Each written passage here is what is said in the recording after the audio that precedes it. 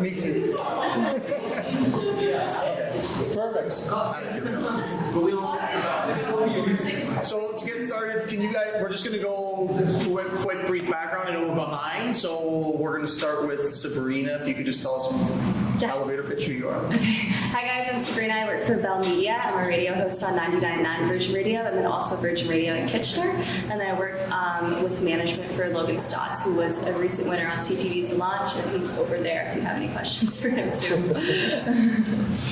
Hi guys, I'm CJ. I'm an artist development coach, and I'm also a judge for a show called The Shot. I'm Sam. We run a digital agency, and we produce platforms, local media-based platforms, and also socially optimized video for brands. And I'm Dre. I'm a songwriter, worked in songwriting past 4 or 5 years. In the last year, I've been working with Sam, the digital marketing agency, building platforms and brand content. So to start us off, can you talk about, I'm going to pick on Sam first. Nice. Can you talk about the recent shift in these social media platforms? We know that everyone's been talking about this big Facebook algorithm change that's happened at the beginning of 2018, and most digital marketing agencies are trying to pitch this, the sky is falling, we can't get any reach, all you can do is put money into it. The good news is that's not true. And the better news is the more you invest in local media, the more reach you'll get. So Sam, can you just talk about that switch and how it could benefit artists? Sure. So this is a total town hall style too. I mean, please check your phone, space out. But I want to make the most, this is not about our time, I think it's about your time. So we're making the best of your time, getting your questions answered. So please engage, cut off, yell at me at least, and do whatever you can do to make sure your questions are answered before you leave. So what Dre talked about was a pretty big concept in the sense of reach on social. So first of all, let's just talk about quickly. There's organic reach, which means that I put something out and the platform, Facebook, Twitter, Insta, it delivers the content, meaning that I don't have to do anything. The platform sees it as really good content, and it's going to push it out. That's the one you want, right? Platforms that don't maybe see content as the best or great, they make a brand, a person, not typically a person, but a brand or a business pay for that. So say you were trying to market yourself and your brand, you may have to get your wallet out to do that. So what Dre's talking about is that all the platforms have gone hyper-local. So take media, take any of that out there, just localize. They want people in this community to be engaging with stuff that's in this community. So there's opportunities for brands and people and musicians to partner with local media outlets that you historically couldn't, and get their message out effectively on social, where it's not paid, it's not sponsored, it's not an ad, but it's actually engaging content. So I think the reason Dre brought it up was there's a little bit of optic shift, meaning that when you're looking to market yourself as a musician, as a brand, as anything, there's a whole new ball game as far as local media and media sources that you could tap into to get some eyeballs in an effective way, a non-sponsored or paid-for way when you work in partnerships. Does that help? Yeah. Sabrina, can you talk a bit about, you've worked with a bunch of different radio stations, what are, when you're looking at social, because that's a big platform I'm assuming that everyone's looking at when an artist is reaching out to you, what are you looking at? What is considered good engagement? Is it a combination of likes? Is it engagement in comments? Or what can artists do to get the attention of a radio station? Right, so does anybody in here want to be an artist or is an artist? Wants to go into music? Yeah. Okay, so when you're submitting music to a radio station, more often than not, they will check your social media before they even listen to your music. So when they're doing that, you just want to know that you have a presence and that you're active on your social media and that you're posting and you're staying current and even just posting about topics that are relevant in the world. They just want to see that you're engaging. They want to see if people are engaging with you, people are taking to you and creating that connection. So I wouldn't freak out about having to have hundreds of thousands of numbers. Numbers are hard to get. But if you just have core fans engaging with you, think of every artist that you love. They started somewhere, right? And you have to do that as well. So I would just always be active. And I always say, like, don't freak out about all platforms and doing them mediocrely. Do two really, really good and be active on another one, but don't stress about being perfect on all of them. Good. Yeah, perfect. CJ, can you build on that in terms of you've dealt with management, you work with talent, that sort of thing. What are some of the do's and more some of the don'ts as well that maybe it's just a definite no-no for an artist, or things that are good things to practice as an artist in terms of promoting themselves?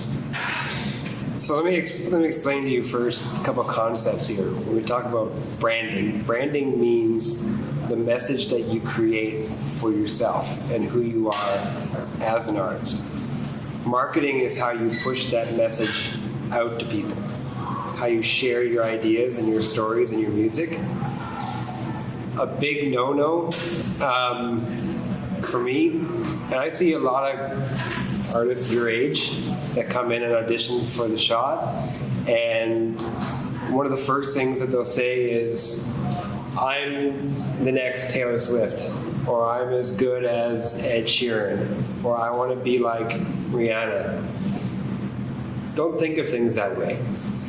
What the music industry wants is for you to be unique and have your own message, because those people are already doing their thing. They're already out there and they're already successful and they've made their label money. They've made themselves money. How are you unique? How are you different? How are the songs that you write different from the songs that are out there? How is your voice different? So the big no-no is avoid comparing yourself to somebody else. It's not going to help you.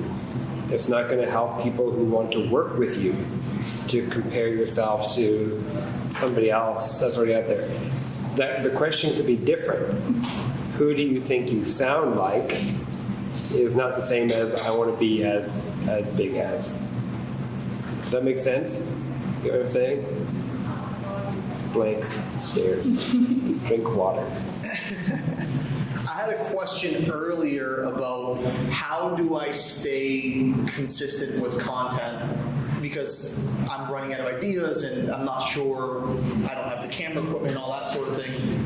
One thing that I find is important to stress is try and document as opposed to setting up these calculated, planned out videos.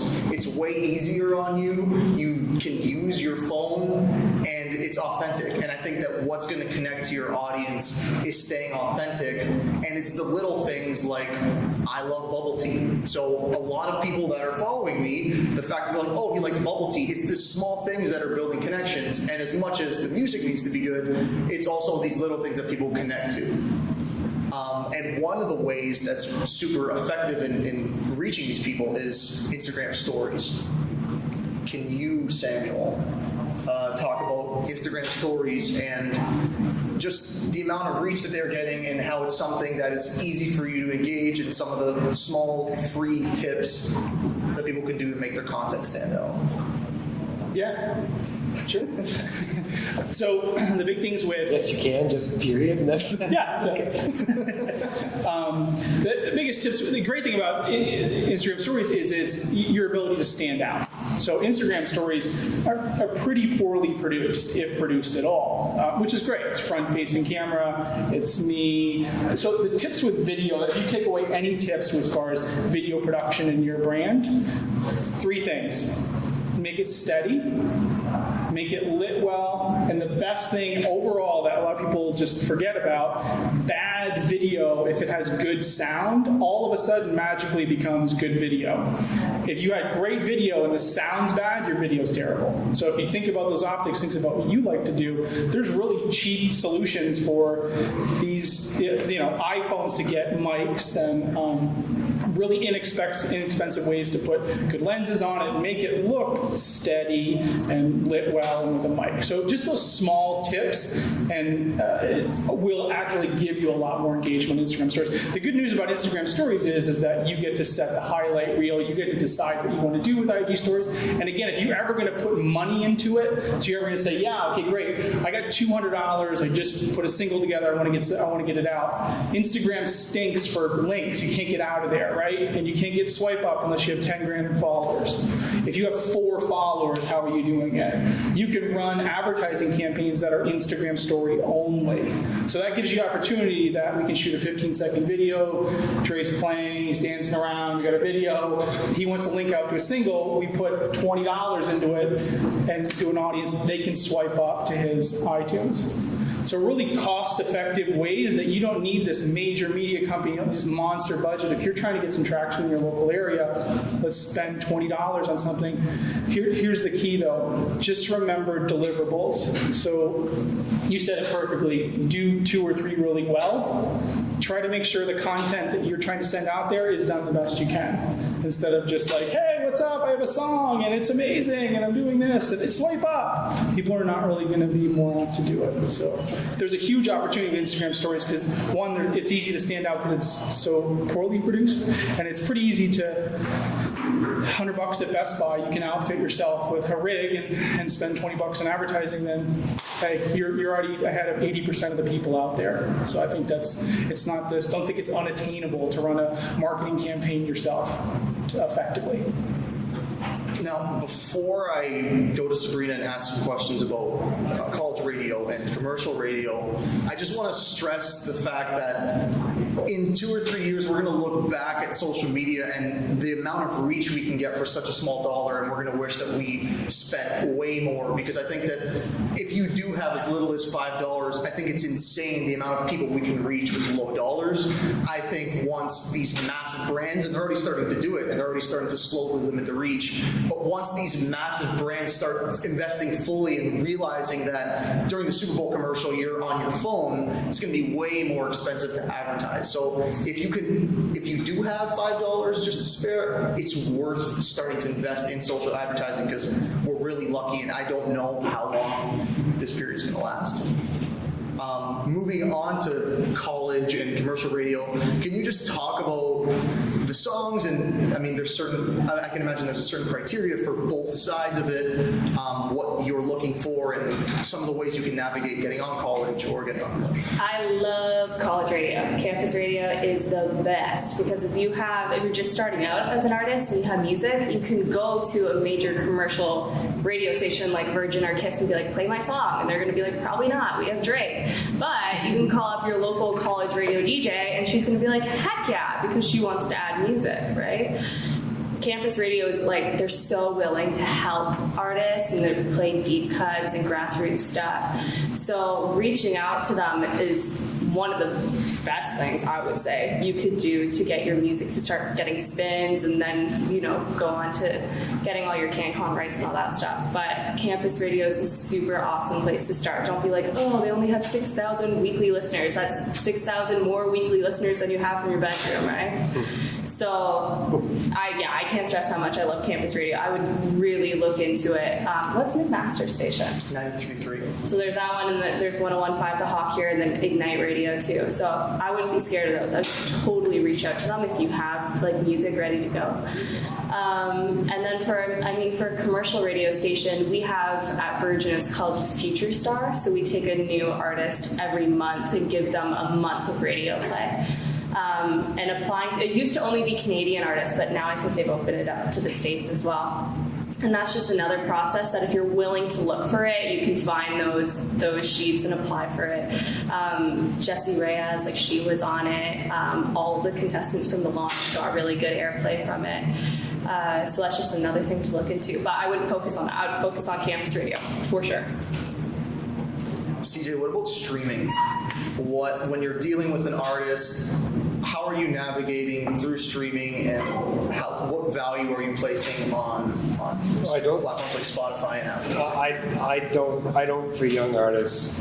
I say to start with, for young artists to start, it's things like going live on Facebook, it's going live on Instagram, it's connecting with their audience that way. And by the way, just a quick story. Everybody familiar with Facebook Live, right? or Instagram? Yeah? Show of hands. You know you can make money using Facebook Live? I'm going to tell you how to do it. There's a great artist. Write her name down. Her name is Dawn Byer, B-E-Y-E-R. She's out of Nashville. Okay? So Dawn would go to a street in Nashville called Broadway and stand there for 8 hours busking and get really tired and really pissed off about not making enough money. And then she discovered Facebook Live. And what she did was she went to PayPal and created herself a PayPal account. And then when she went live on Facebook, she would call it her digital tip jar. And the first comment that she would put into her live video was, here's the link to my digital tip jar. If you like what you hear, go and donate $5. Okay?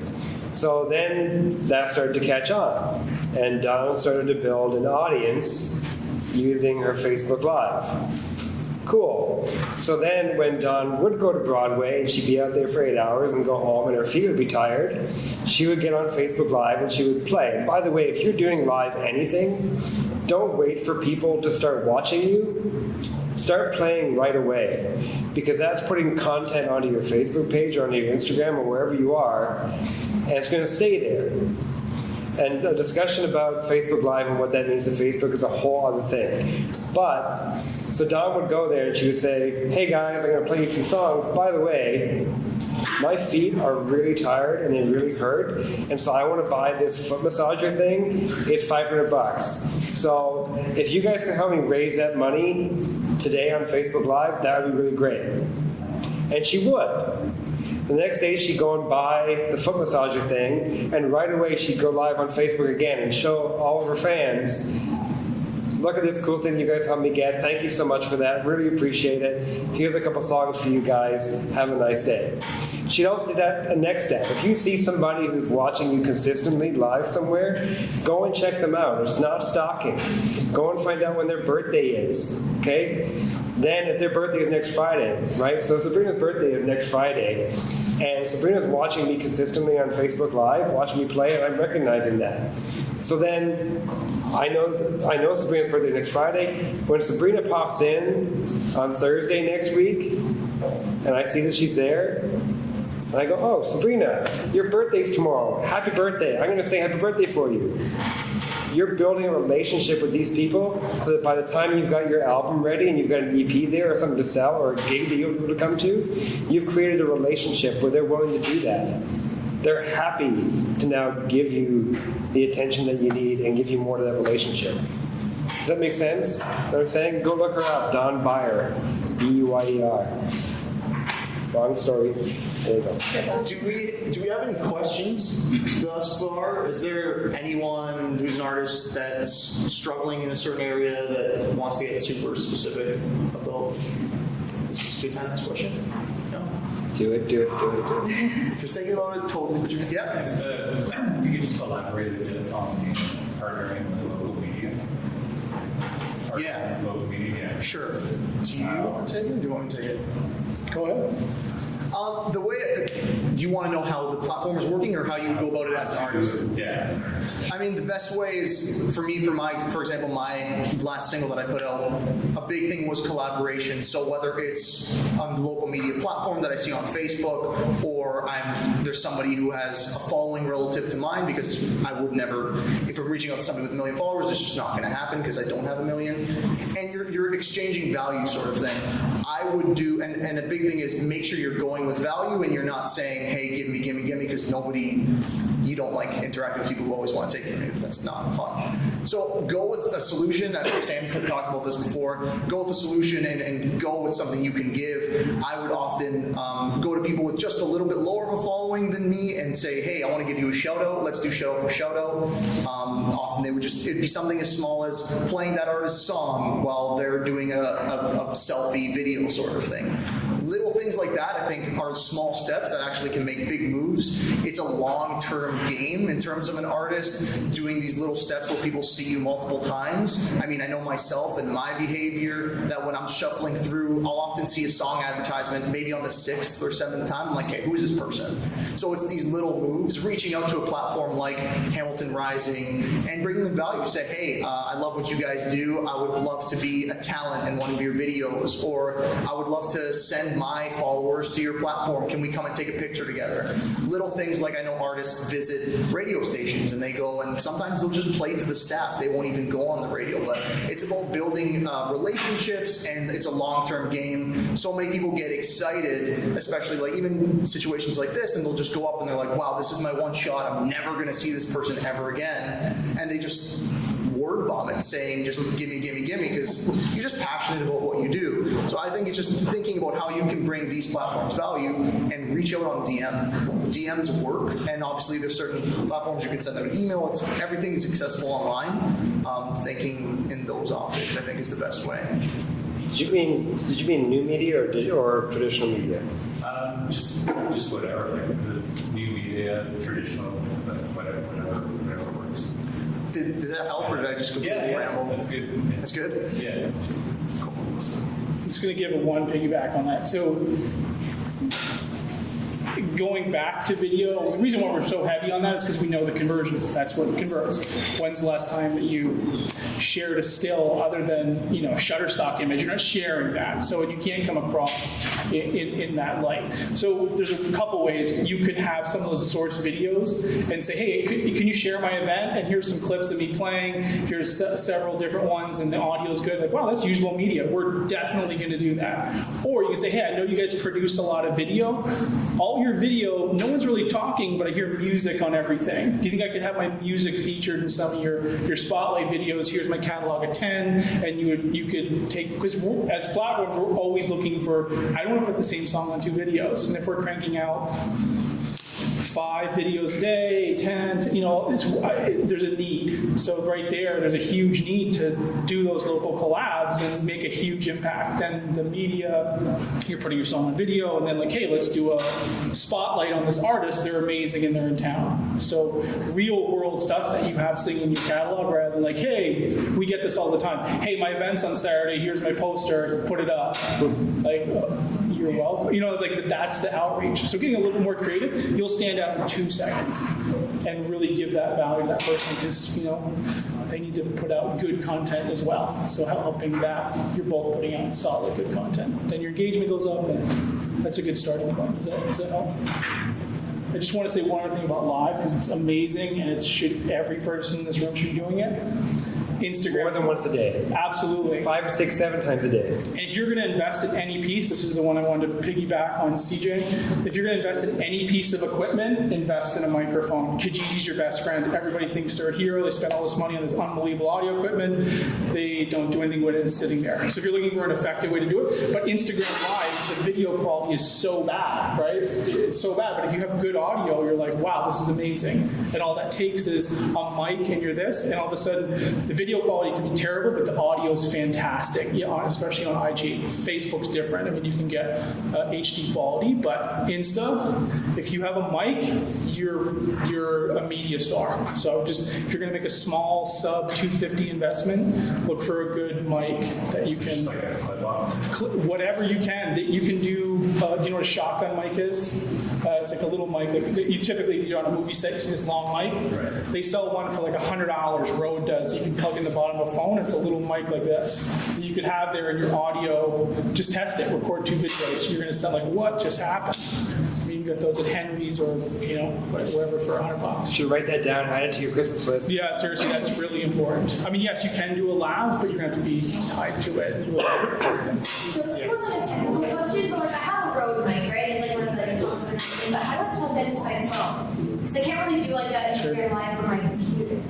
Yeah, sure. So how do I? Yeah. You just have like a traditional one that goes in the camcorder? Yeah. So Rode sells this thing called a TRS to TRRS converter. All that means is this. there's 3 little notches on your iPhone, right? The 3 black notches. On a regular mic, there's only 2. You need a little converter. It's like this big. It's $30. They sell it at Vistec or anywhere. There's 3 notches. So you just plug that into the Rode, plug right in your iPhone, and you're good. It's a TRRS converter by Rode. They sell that. And then you can get any professional mic, which is cool. Does that help? I have a question. I mean, this is for everyone, and I want to tag Logan in for this question too. Might as well. Well, because the last panel you were talking about community outreach and getting involved with different organizations and stuff, and I'm curious whether it's a radio station or working with an artist or managing with CJ, how important is that, and what are these different outlets looking like? Okay, is this person involved with the various organizations or that sort of thing? I would say, like, for us, community and outreach is just a very, like, personal thing. Yeah, it's Like- a personal thing for me, you know, it's just my way to give back, you know, and it just feels good, you know, it's rewarding, you know, but it's definitely tired. It's like you spend an afternoon with, like, you know, some youngster that's just takes just as much out of you as a show does, you know. So it's got its challenges, but it's definitely really rewarding for me, you know. That's why we do that. Cool. Yeah. But even you, like, you're so heavily involved in, like, Hamilton community. Yeah, I mean, I guess it's the same thing. It's just like, it's even if I wasn't a musician, I would be doing the exact same thing. It's like I do stuff with SPCA because I like dogs and I don't want to buy a million dogs, so it's an excuse to be around animals all day, right? So yeah, I think that's the same thing, and it goes to the fact that with social media, as authentic as you can be with your posts, and I feel like there's so much artificial things happening with media that the second that something's super authentic, people cling to it, and it feels way more, it's like something you want to be around. So, And it's such a good way to get involved and just to, like, when I went to Mohawk, I did everything. Like, I was involved in every organization just within the campus because it was such a good way to get known. And, like, you know, and here I am coming back. But it's just, you get involved with everybody and you meet so many people from, like, all different walks of life. And it's just a great way to get your name out there. Then when you do start putting, you know, music out or whatever, people know who you are. They have that connection with you and they want to give you the time of day to listen to or look at or read, whatever it is that you're putting out. yeah, and I think just networking in general is a huge thing, and not being shy to reach out to someone and just tell them, hey, you're a fan of their work and you just wanted to connect, sort of thing. Don't feel like you always have to message somebody because you need something or there's a specific thing driving you to it. It's cool to just give people love sometimes. Do everything. Yeah. As soon as you, exactly like Sabrina said, but if you see an opportunity out there, whether it's like a free songwriting class or a networking thing, even at your age, there's nothing wrong with going and meeting people and talking to people. If there's an opportunity to grow as an individual, as a person, or as an artist, take it. No matter what the cost is, no matter what the time to do it is going to be, do it. It's all about your development, both as a person and as an artist. So, hands up if you're age 16 or over.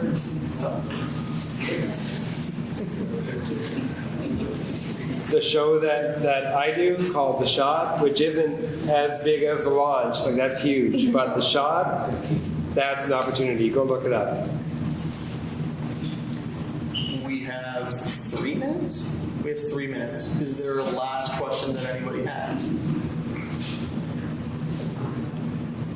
Do you guys want any last words you want to leave people with? Carpe diem. I think that the one thing I can leave you with is just collaboration is huge. Take advantage of social media, and the fact that you guys are in this room right now at the age that you are is a definite win. So just keep putting out content and keep learning and connecting with people.